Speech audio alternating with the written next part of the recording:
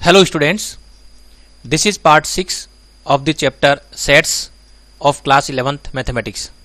आज की इस वीडियो में हम ये टॉपिक कवर करने वाले हैं वेन डायग्राम और union and intersection operations on sets.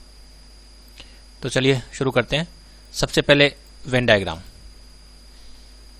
ये वेन डायग्राम क्या होता है? नॉर्मली जो सेट होता है, हमारे पास एक से ज़्यादा सेट है और उन्हें हम डील करते हैं, तो उनकी जो आपस की जो रिलेशनशिप है वो समझना आसान हो जाता है यदि हम सेट को डायग्राम के थ्रू रिप्रेजेंट कर दें। तो वो जो डायग्राम होता है वो होता है वेन डायग्राम।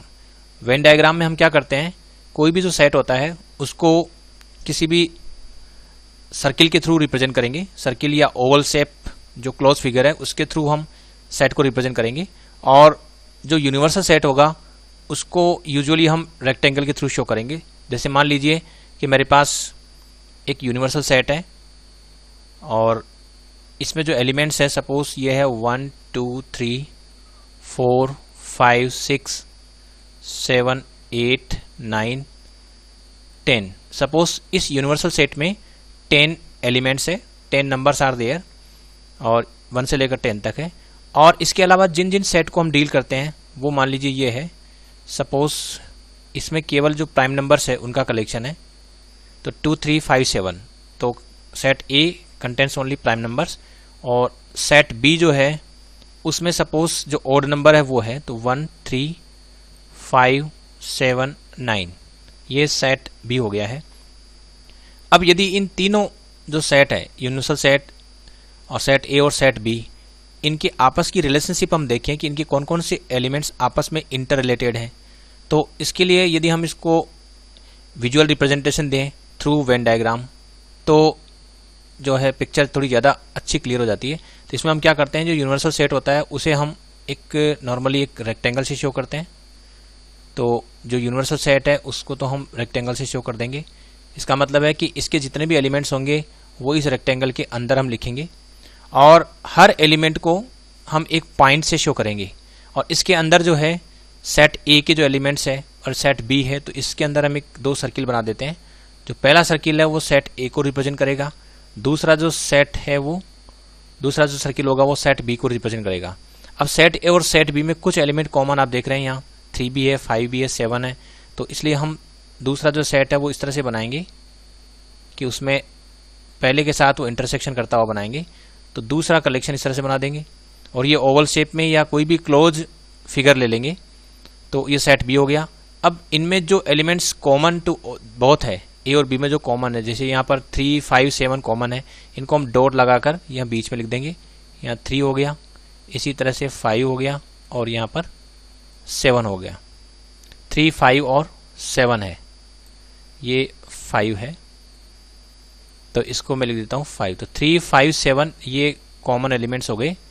और इसके अलावा सेट ए, ये जो पूरा जो सर्किल है सेट ए का, उसमें 2 भी आ रहा है, तो 2 डॉट लगाकर यहाँ 2 लिख देते हैं।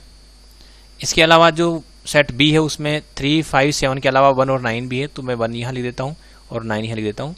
तो अब यहाँ जो है सेट बी के जो एलिमेंट्स है वो सेट बी के का जो सर्किल है उसके अंदर आ रहे हैं, और every element is represented by a point.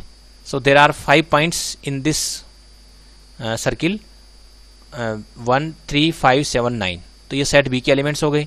इसी तरह से सेट ए के जो एलिमेंट्स है वो भी यहाँ दिख रहे हैं। सेट ए में 3 5 7 तो है ही, इसके अलावा एक 2 भी है, तो 2 को हमें थोड़ा इधर बाहर लिखना पड़ेगा, because 2 does not belong to set B. Similarly 1 और 9 जो है वो सेट बी में ही है, सेट ए के एलिमेंट्स नहीं है, इसलिए हम 1 और 9 को इस तरह से लिखेंगे कि वो सेट बी का जो सर्किल है उसमें तो आए, लेकिन सेट ए के सर्किल में नहीं आए। लेकिन यहाँ जो एलिमेंट्स आप देख रहे हैं 3 5 और 7, 3 5 और 7, ये जो है ये सेट ए में भी है, और ये जो एलिमेंट है वो सेट बी में भी है। इसलिए इनको हमें दोनों जो सर्किल है जहाँ इंटरसेक्ट कर रहे हैं, तो जो कॉमन पॉइंट कॉमन जो इंटरसेक्शन रीजन है उसमें हमें ये कॉमन एलिमेंट हमें लिखने पड़ेंगे। अब यदि हम सेट यू की बात करें, तो सेट यू इस रेक्टेंगल के अंदर सभी एलिमेंट्स इसके अंदर होंगे जो सेट यू के हैं। अब सेट यू में जो जो एलिमेंट्स हम लिख चुके हैं उनको हम डिनोट नहीं करेंगे। जैसे 1 है, 1 यहाँ आ रहा है, 2 2 भी आ रहा है, 3 भी आ रहा है, 4 नहीं आ रहा है। 4 यहाँ न तो सर्किल ए में है न सर्किल बी में है, तो 4 को हम यहाँ बाहर लिख देंगे डॉट लगाकर, ये 4 लिख देंगे यहाँ पर। इसके अलावा 5 यहाँ है, 6 नहीं है कहीं पर भी, तो 6 को भी हम डॉट लगाकर कहीं ना कहीं लिख देंगे। इसी तरह से जो 7 है बिल्कुल, 8 नहीं है तो 8 को भी डॉट लगाकर कहीं ना कहीं लिख देंगे हम, लेकिन इस रेक्टेंगल के अंदर ही लिखना है और न सर्किल ए में लिखेंगे न सर्किल बी में लिखेंगे, तो उसके आउटसाइड में हम इसको डॉट लगाकर लिख देंगे। इसी तरह से जो 9 यहाँ आ रहा है और 10 नहीं है तो 10 को भी हम कहीं ना कहीं लिख देंगे। सपोज मैंने 10 यहाँ लिख दिया है, इस तरह से डॉट लगाकर हम 10 लिख देंगे। तो ये तरीका होता है, इसको बोलते हैं वेन डायग्राम। तो वेन डायग्राम में हम जो यूनिवर्सल सेट होता है उसे रेक्टेंगल के थ्रू, और जो डिफरेंट सेट्स जिनको हम डील कर रहे होते हैं उन्हें हम सर्किल या ओवल शेप या किसी भी क्लोज फिगर के थ्रू शो कर सकते हैं। तो इससे फायदा ये होता है कि हम जो डिफरेंट सेट्स होते हैं उनके बीच की रिलेशनशिप को हम आसानी से आइडेंटिफाई कर सकते हैं। और यदि हम कुछ ऑपरेशन सेट पर अप्लाई करना चाहते हैं, जैसे कि आज हम यूनियन और इंटरसेक्शन ऑपरेशन सीखने वाले हैं, तो उसको भी हम इस वेन डायग्राम के थ्रू आसानी से समझ पाएंगे। एक और एग्जांपल लेते हैं। मान लीजिए हमारे पास एक सेट है और उसमें है 1 2 3 4, और दूसरा सेट है बी, उसमें सपोज है 3 9 10, और एक तीसरा सेट है सपोज, उसमें है सपोज 1 है, और इसके अलावा सपोज 5 है, और सपोज 10 है। ये 3 सेट है।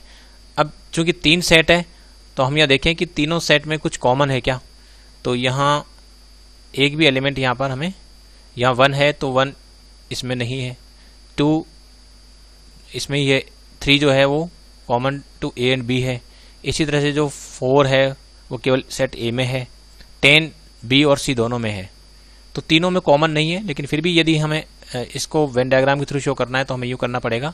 एक सेट हम बना देंगे सेट ए, फिर एक दूसरा सेट हम बना देंगे, हो सकता है कॉमन एलिमेंट भी हो, तो सेट बी हम यहाँ बना देते हैं।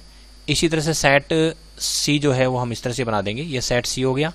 अब जो डिफरेंट एलिमेंट्स हैं उनको शो करने के पहले हमें देखना होगा कि कौन कौन से एलिमेंट कहाँ कॉमन है। जैसे यहाँ हम देख रहे हैं कि जो 1 है वो इसमें भी है और सी में भी है, तो ए और सी दोनों में है।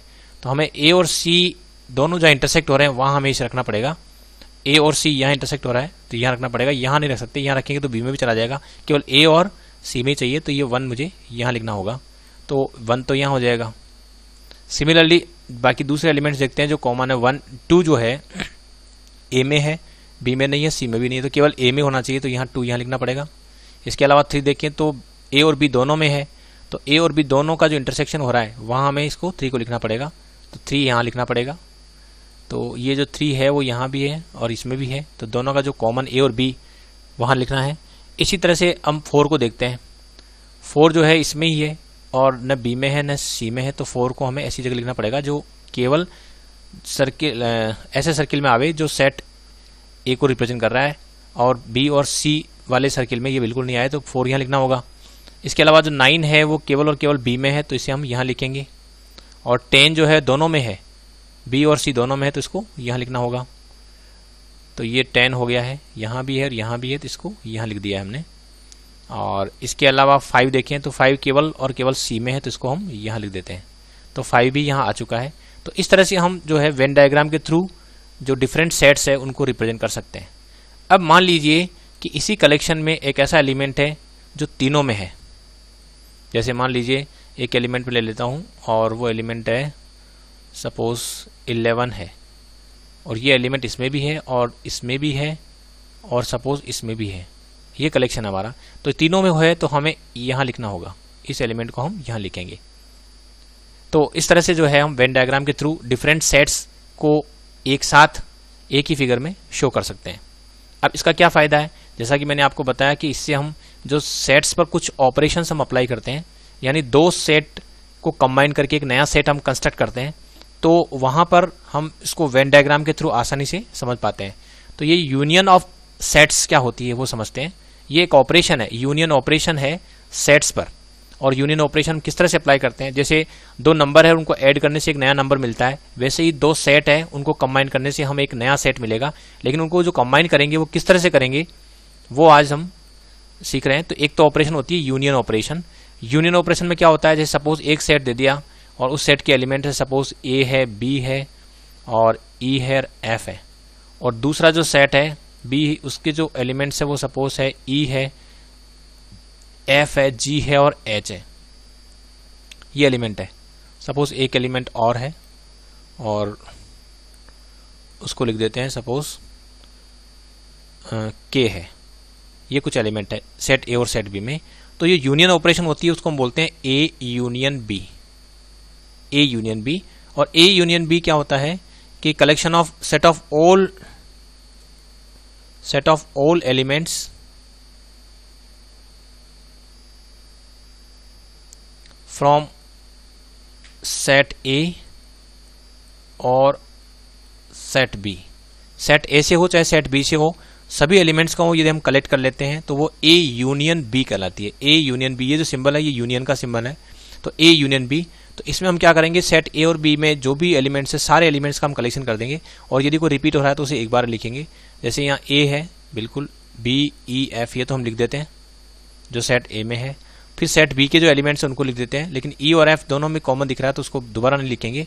तो जी है, एच है और के है, यानी सेट ए और बी के जितने भी एलिमेंट्स हैं तो कुल मिलाकर सभी एलिमेंट्स का हम कलेक्शन कर लेते हैं, तो वो ए यूनियन बी कहलाता है।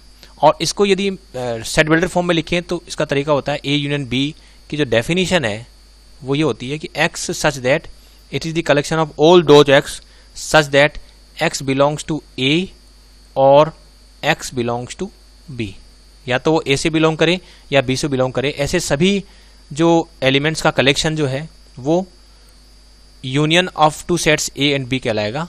और यहाँ ध्यान रखने योग्य बात यह है कि यहाँ ये और लिखा जा रहा है, और का मतलब ये है कि या तो हम ए के एलिमेंट्स लें या बी के एलिमेंट्स लें, तो छोड़ना किसी को नहीं है, शायद चाहे वो ए का एलिमेंट हो चाहे बी का एलिमेंट हो, हमें उसको इस कलेक्शन में शामिल करना है, तो वो ए यूनियन बी हो जाएगा। अब यदि इसको वेन डायग्राम के थ्रू शो करना चाहें तो वो कैसे होगा, तो चलिए शुरू करते हैं। ये सेट ए है, सेट ए के एलिमेंट्स को हम यहाँ लिख देंगे और सेट बी के एलिमेंट्स को भी लिखेंगे, और सेट ए और बी में कुछ कॉमन है तो हम इसे इस तरह से रिप्रेजेंट कर देते हैं। ये सेट बी हो गया, कॉमन एलिमेंट्स में ई और एफ है तो ई और एफ यहाँ लिख देते हैं। अब जो बचे हुए एलिमेंट्स है डॉट ए डॉट बी, ये सेट ए के एलिमेंट्स हो गए हैं, इसमें ई और एफ लिख चुके हैं, तो डॉट जी डॉट एच और डॉट के, तो ये हमने एलिमेंट्स लिख दिए हैं। अब जब हम सेट ए और सेट बी के सभी एलिमेंट्स लिख देते हैं, इसके बाद ए यूनियन बी क्या हुआ, ए यूनियन बी में हम क्या करेंगे कि इसके अंदर इस पूरे कलेक्शन में जो भी आ रहे हैं उनको तो हमें काउंट लेना ही लेना है, ये सारे हमें लेने हैं।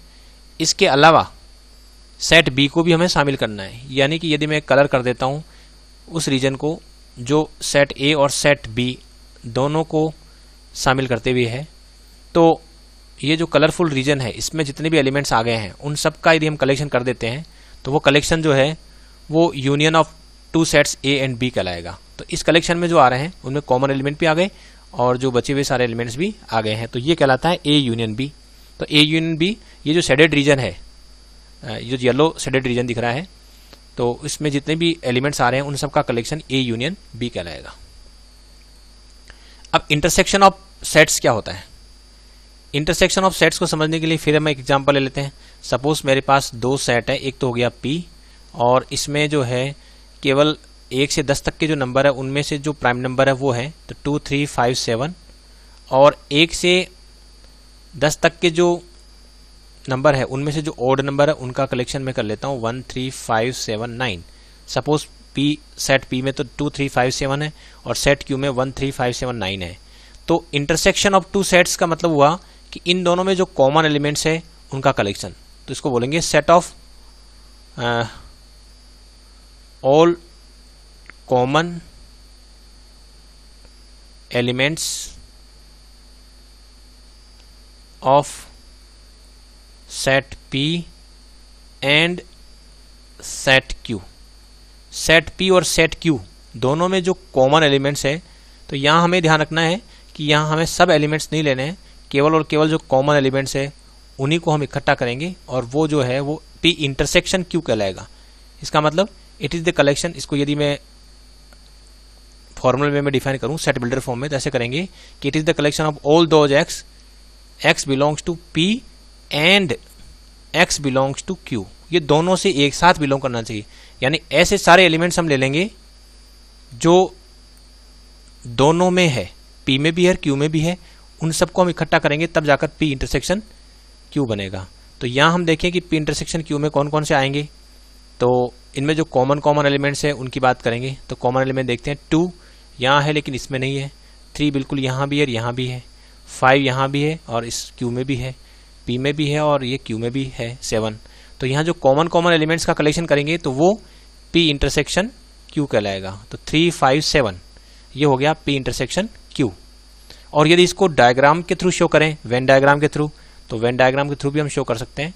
सबसे पहले सेट पी बनाते हैं थ्रू ए सर्किल, ये सेट पी को रिप्रेजेंट कर रहा है, और एक दूसरा सेट लेते हैं सेट क्यू।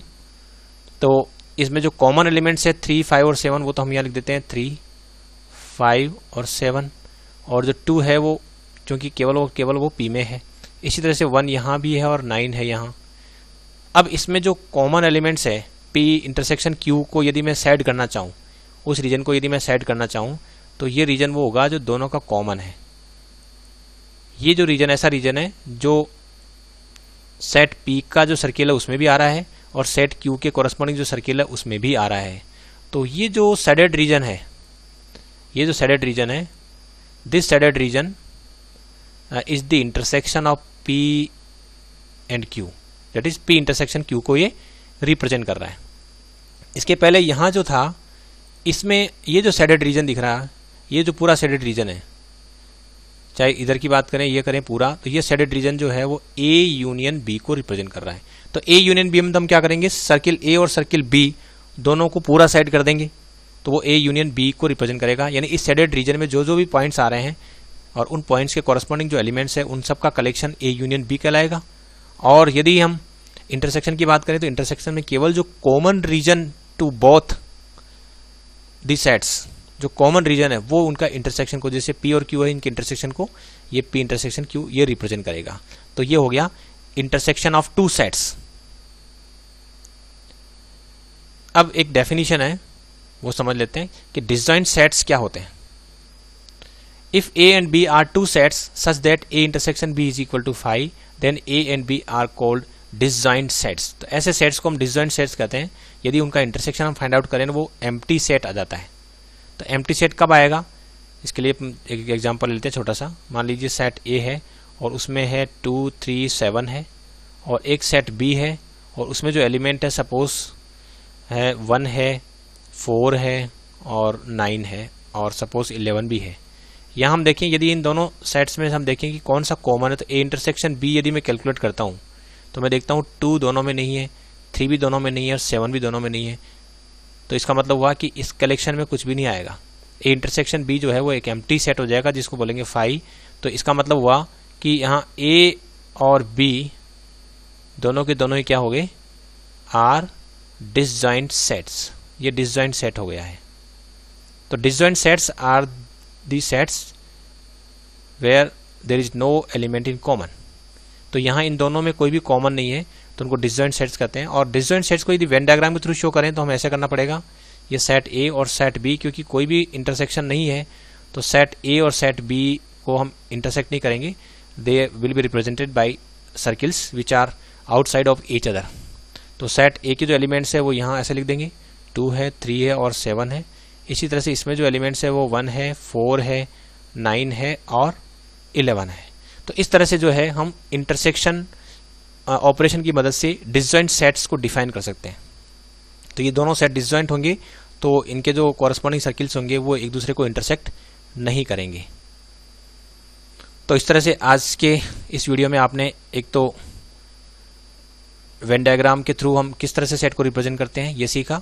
उसके बाद जो सेट्स पर दो ऑपरेशन यूनियन और इंटरसेक्शन ऑपरेशन उनको हम किस तरह से डिफाइन करते हैं और हम किस तरह से दो सेट्स का यूनियन और दो सेट्स का इंटरसेक्शन फाइंड आउट करेंगे। इसके अलावा डिसजॉइंट सेट्स क्या होते हैं ये सब आपने आज की इस वीडियो में सीखा। Thanks for watching this video.